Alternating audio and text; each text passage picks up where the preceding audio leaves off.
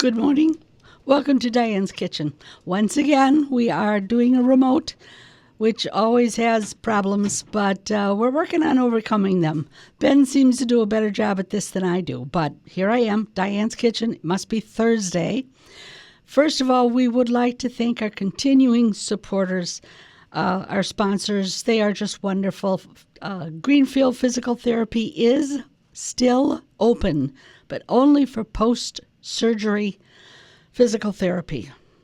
Everything there is going exactly like it should. Everything is clean. There's, lots of distance between people. Edina Realty Lakes team, Katie Folstead and Aaron Arf, are open. They've never closed. They're still selling houses. They're still showing houses.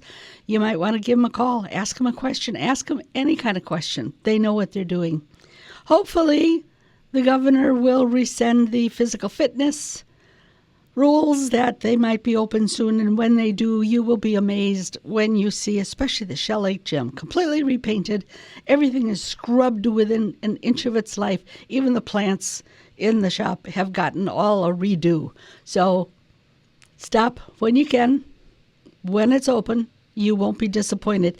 This morning, we have from Shell Lake the man who knows everything, and that would be City Administrator Andy Eiche. Good morning, Andy. Good morning, Diane. Thank you for having me on today. Oh, you are welcome. You are in the catbird seat, as one of my favorite baseball guys used to say, because so much is happening in Shell Lake. I must say, the new building, what is that being called? The new Market and Johnson construction. The Health and Human Service Building? Complex, is gorgeous. My first question is, why does the front door face the sheriff's department? I mean, you can't see it, really. Actually, you're only seeing half the project. It just so happens to be what they're working on at the moment. Oh. You're going to actually have the primary parking on the other side, for those that are familiar with the direction, they're on the west side, where the parking lot is going to eventually be. Oh, right. Where you have nothing but Curtin Ed Elliott building at the moment. Yeah. So you will see the main entrance, but you have to have entrances on both sides because you have people coming and going between the two complexes. So people will be able to go from the sheriff's department, all the offices over there, across. Did you say there was going to be a green space between the buildings? Absolutely, and I'm making sure they stick to that. I just had a conversation with Tom Mackey, and he said there's definitely going to be some trees and grass. So yay! A picnic table, stuff like that for the employees would be a nice touch. No kidding. That would be very nice. And if somebody would open to have food service, that would be even nicer. Well, of course, there's to-goes. But anyway, where should we start? You start. Where do you want to start on what's going on in Shell Lake? Well, I'll start with what you just said before we started speaking. It's interesting looking at the business owners at Shell Lake. Like you said, Matt's redoing the interior, if you will. A number of our business owners are taking this opportunity to do some improvements while the customers aren't present inside. So that's nice to see. Exactly. We continue from Shell Lake standpoint, from a city standpoint.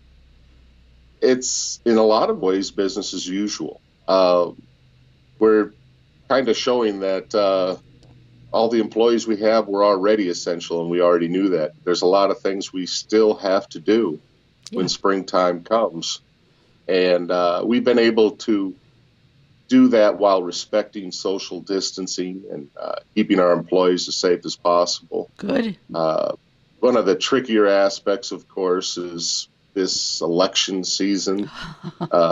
This area, if you're in Congressional District number 7, it's like the election perfect storm. We have 5 elections this year. Yeah.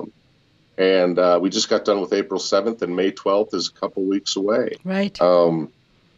And so, making sure that we have proper procedures in place so that not only the people working, but the people that are utilizing our services feel comfortable. And I can't say enough for the residents, the business community, the employees.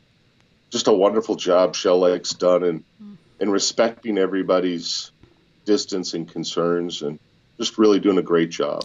I agree. I think this is bringing out the best in America. I mean, from coast to coast to coast to coast.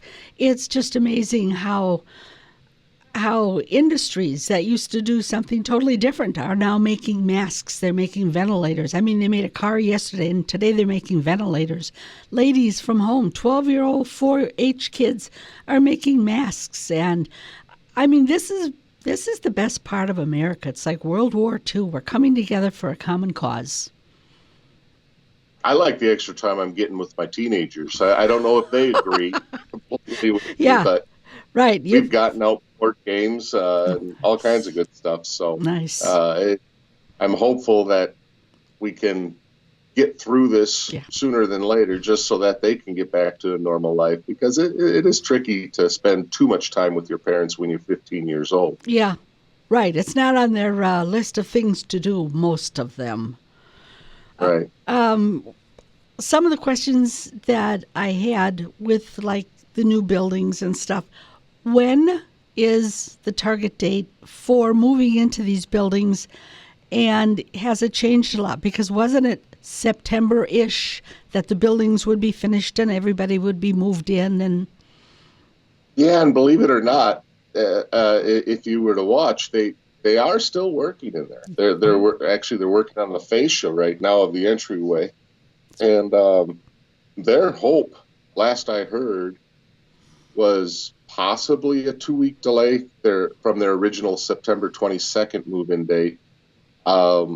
It's hard to say if they'll. We just don't know in this environment what tomorrow brings, and so much of it is a moving target. But I'm still hopeful for a sometime in October type move for them. That would be nice.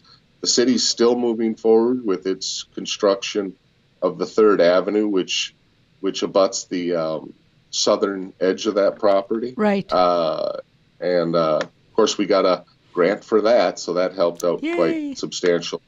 The MLS grant, we were one of 34 that received that grant out of, I can't remember if they said 1,496 applications. Wow. You have who does your grant writing? They need a raise. Oh, can you say that louder, Diane? Oh, that must be you who are doing they need a raise. Right. So it's coming along nice. It looks like we'll still be able to, within reason, have it done at a substantially close to the target date. Boy, that's just amazing. And it is absolutely gorgeous.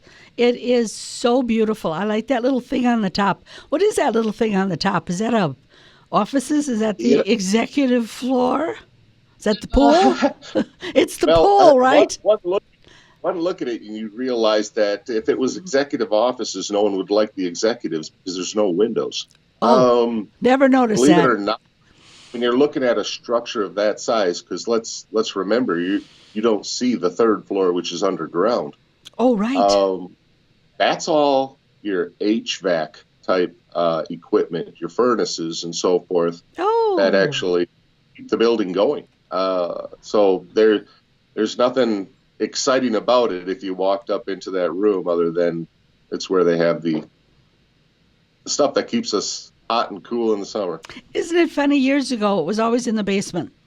The furnace room, the boiler room, it was down in the basement somewhere. Now it's on the roof. Well, if you think about it, that maximizes your space. Let's be honest. Anytime you build a basement or a storage unit, you fill it up the second you're done. So it maximizes their space for storage, that type of thing. I think it's genius. If it works, why not put it out of the way up on the top of the roof? And it really, really is pretty. The whole building is just absolutely beautiful. I'm so proud of it. Now, tell us about the campground, the wonderful new ATV campground, the regular campground. Can you make any decisions, or is it just waiting for the phone call from the governor? No, we are making. We definitely listen to the governor. I mean, we even listen on a federal level. Good. And a county level. And sometimes we have to take that information and I guess what you'd say is conform it to our scenario. For example, the governor's talking about the state of Wisconsin. Well, what does Shell Lake and Milwaukee have in common? Nothing. Very little. And so we have to absorb that information and then digest it and figure out how it fits our needs and what do we want to do as a local community.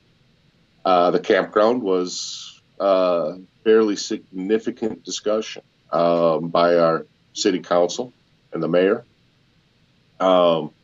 And on Tuesday night, what they decided is to take a short step approach, if you will. Instead of saying, let's just close the whole thing down for the whole year, which would have been a significant impact, as you could imagine. Oh, yeah. But not only to the users, but to the business community, Exactly. etc. Exactly. At present, we have both campgrounds, closed through May 17th. Okay. Now, on May 11th, the city council meets, and at that time, they'll look at that date and consider whether they want to open on the 18th or they want to extend that closure for another period of time. Sure. Just those baby steps so that we don't lose our flexibility in case this environment changes. So that's the approach we're taking. We still have the ATV campground under the same rules, but if you look at the ATV campground, it's much more spaced out. Oh, yeah. Fewer campsites than the municipal campground, so maybe they'll look at separating decisions on the both. Maybe a set of rules for one and not for the other. I don't know. That's yet to be discussed. But in general, a good thing for the public to know is that all park facilities for the city of Shell Lake are closed. In fact, the only dock that you'll see put out into the water, which should be actually happening today, is the boat launch at the A-Access. The city piers will not be put out. The rafts for swimming won't be put out because all of that's closed.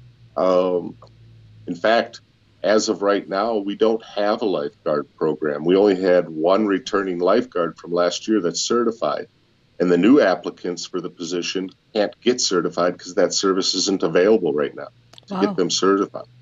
And so at present, we don't have lifeguards. So just know that all the public facilities at this time are closed. You can walk on them.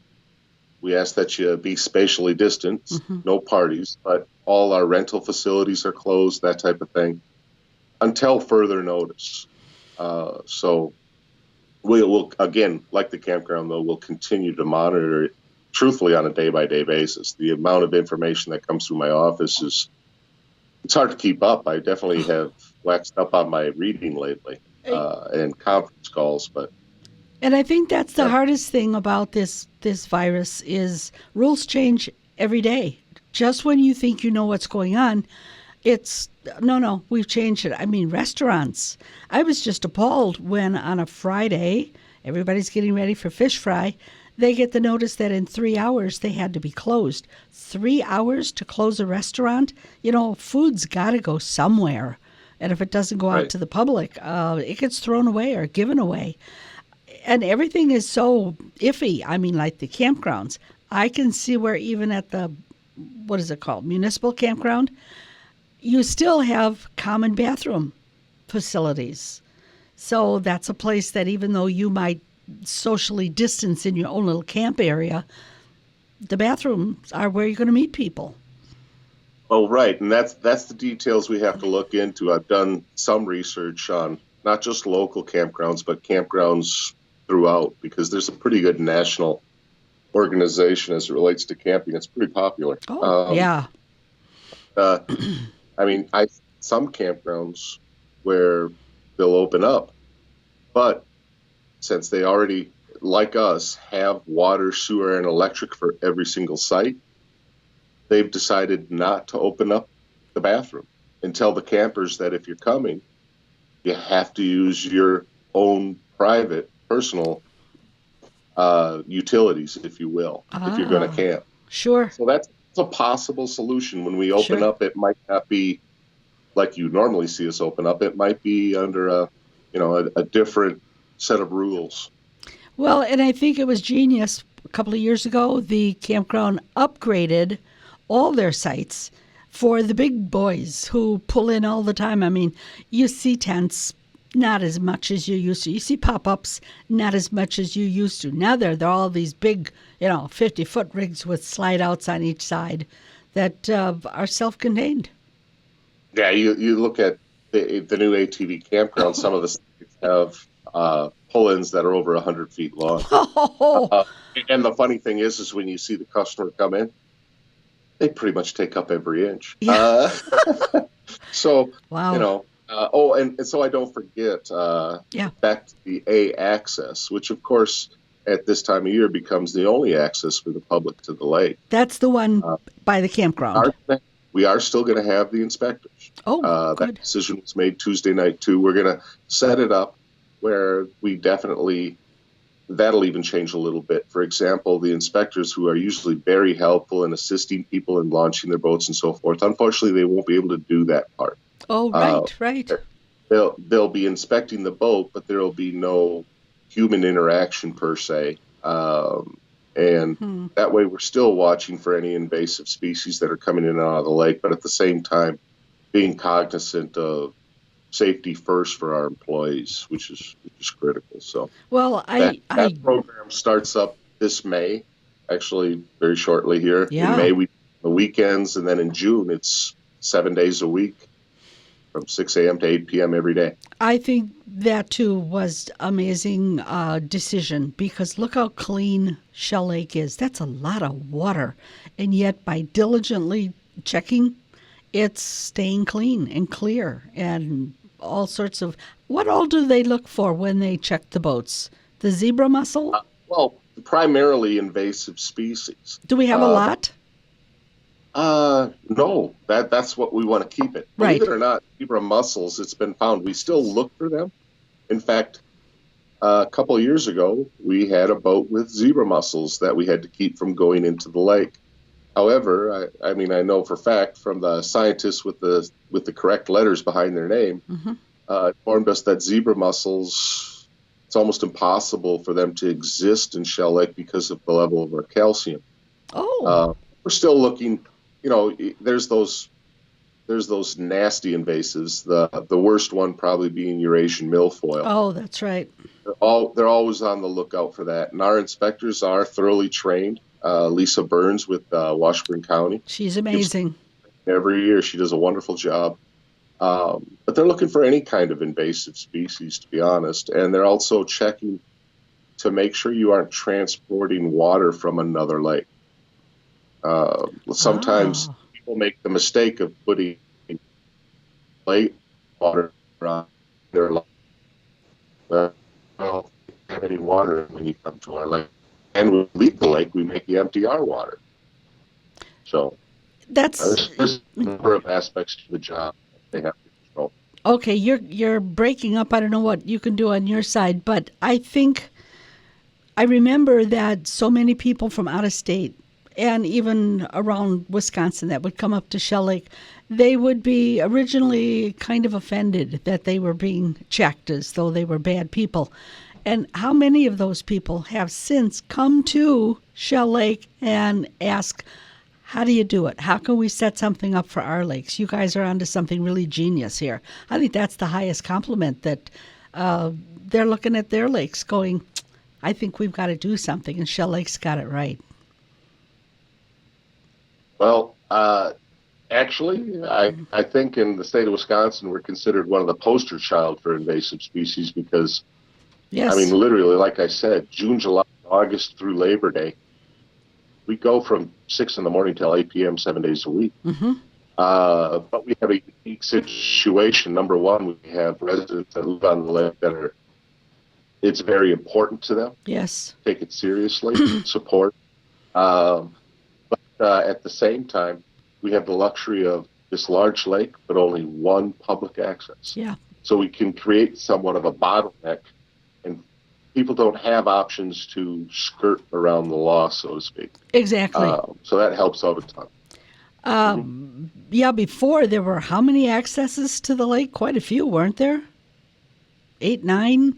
The accesses are still, there's 21. Oh, The 21. accesses to the lake are still there, but they're designed in a fashion where you can't launch a boat. Yeah. Yeah. You can see where if anybody came at any time and put it in any place, we could have done serious damage, and Shell Lake wouldn't be what it was today. But Shell Lake, unlike a lot of the other towns around, is not necessarily a shopping and dining town.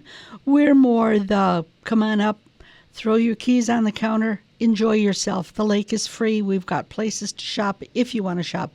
We've got groceries if you're looking for groceries. But it's take your shoes off, take a deep breath, forget Minnesota. Relax. Yeah, exactly. Forget Chicago and just relax.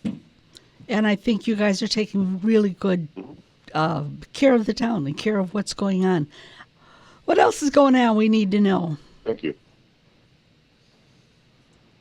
Well, I mean, that's just making sure that the public knows we are staying on top of this. We're taking it extremely seriously. I'm not just talking about government. I'm talking about the employees. I'm talking about the community.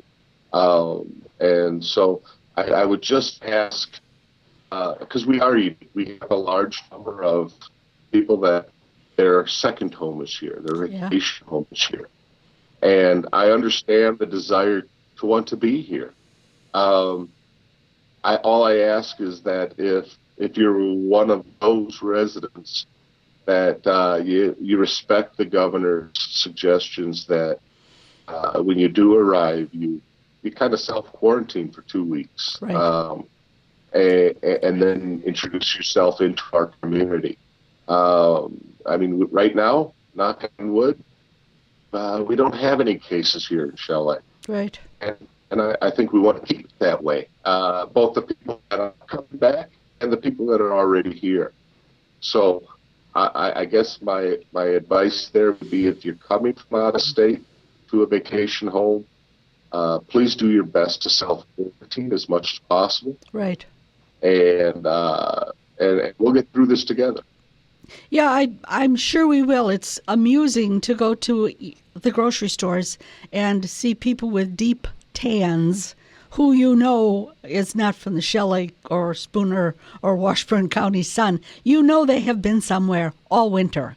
And it's even surprising how they kind of slink around like, please don't notice us. I'm sorry we're back, but, we lost our space or our space was up. I empathize with them too, Diane. Exactly. Think about it. Some of these people, they have living situations where if they can't come back here, they can't go anywhere. Right. It's part of their lifestyle. 6 months here, 6 months there. Right. And I think the solution is when you do come back, just a simple self-quarantine for 2 weeks. Yeah. And then you can introduce yourself into our environment. I think that's reasonable. I do too. If you don't mind, I'm going to do a little bit of a plug. Go ahead, plug away. As long as I have a microphone. Some of the area community is aware that our Shell Lake Area Fire Association does an annual ball that they're not doing this year. However, they are doing a raffle, so anyone interested in supporting the Shell Lake Area Fire Association, they're selling raffle tickets instead of the ball this year up through Labor Day. Same with our Shell Lake Police Foundation, which is doing a raffle as well. So if anyone's interested in supporting those two groups, they're the ones that are essential. They're out there no matter what, and we thank them for it. So something to keep in mind. Okay, how do people get raffle tickets for either one of these, the fire department or the Shell Lake Police Department? Simple. You can either send donations right here to City Hall, and I can arrange for the raffle tickets, that type of thing, or you can talk to any Shell Lake police officer or any firefighter that you might know, and I think they have a supply. So. Okay, just don't call 911. No. Okay, before I let you go, tell me, A lot of office buildings, office facilities will be closing eventually in the county because everybody's moving into Shell Lake. What happens to those buildings? Have you plans yet? Like the old nursing agency in Spooner? I haven't heard completely what their plans are to exit those facilities. Okay. Believe it or not, I think at least one of the facilities they didn't know they were just renting. Oh. So, I mean, that's obviously an easy solution there. Right. But I'm not 100% aware of what their exit strategy is for those facilities. I would assume it's to sell them.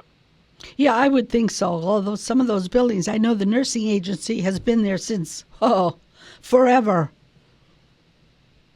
Up at... Yeah, that would be a better question, I guess, for Jim LeDuc. Oh. I think you had him on calls recently. Yeah, I tell you, that guy is crazy because when he did 12 hours running last Saturday, he paid for it big time. His knees just, they were humongous, painfully. I don't think I run for 12 hours over an annual basis.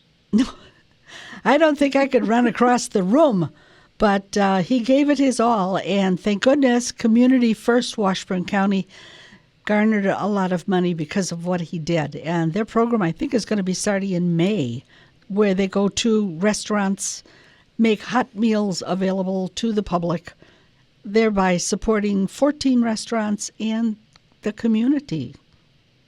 I think it's a great idea. So what can we... But also, I'd be remiss if I didn't say good job to the Shell Lake School District. In this times, having several kids myself, I'm seeing it firsthand. The work the teachers are doing in communicating with the children through this has been phenomenal. I agree. I see what they're doing with the food services for families during this. Excellent job. And just all the school staff, everything they do on a daily basis to try to not only educate our children, but keep in communication with them. They've done a phenomenal job, so hats off to them.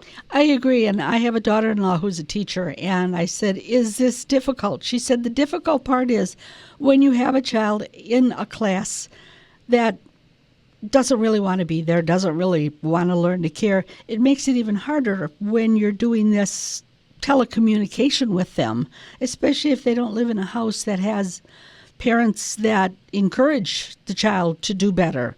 So it's not like you can take them aside and give them special help and special whatevers.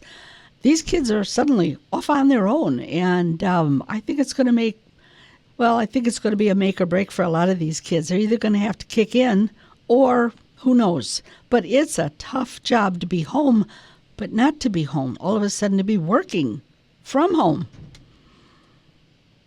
Well, and to be honest, there's things you don't see. I've experienced them firsthand. Teachers aren't on the clock, so to speak, all the time. Exactly. I've seen where teachers are taking time at night reaching out to those parents of those students that aren't communicating well or what have you. Exactly. So it's just not a 9-to-5 type job. And so, again, I can't say enough for what I'm seeing out of the staff, the teaching staff at Shell Lake. It's been incredible. I know. They really care. They really do. And now is when people are showing what they're made out of. And amazing things are being done. I hear we have a local distillery that has gone into making hand sanitizer. Yeah. I mean, what a great idea. We want to work, we want to keep our employees, but we can't keep doing what we were doing. What else can we do? What can we do to help? Not us, but what can we do to help our community? Any final words? Just again to thank Dryden Wire. This is a very nice way to reach out to a large number of people. Everybody uses different sources. I'll be honest, I'm still, believe it or not, I know. the paper kind of guy. I know, the paper and a cup of coffee. But I respect the fact that during these times we have to look for any way to get the word out, to communicate with our public on what's happening, because they really need to know. And so really appreciate you guys giving me the opportunity today to speak on fires, because that really does go a long way, I believe. I think it does. So thank you. your main message is stay tuned. Shell Lake Everybody is stay safe. staying safe. Everybody keep up good. Yeah. Good. Well, Andy, maybe next time I talk to you, we'll be a little bit more organized. It's always a challenge, but I think you raised yourself to the challenge. So thank you so much. And thanks to my daughter for letting me use her headphones. See, kids do come in handy every once in a while. At least I'm told. Oh yeah, they make me laugh. Yeah, they do. Yeah. Okay. Thanks, Andy. And You're welcome. Andy. Thank you, man. Once again, thanks for tuning in to Diane's Kitchen. Next week, another interesting guest to let you know what's going on in town. Until then, you know what I'm going to say. Keep it cooking.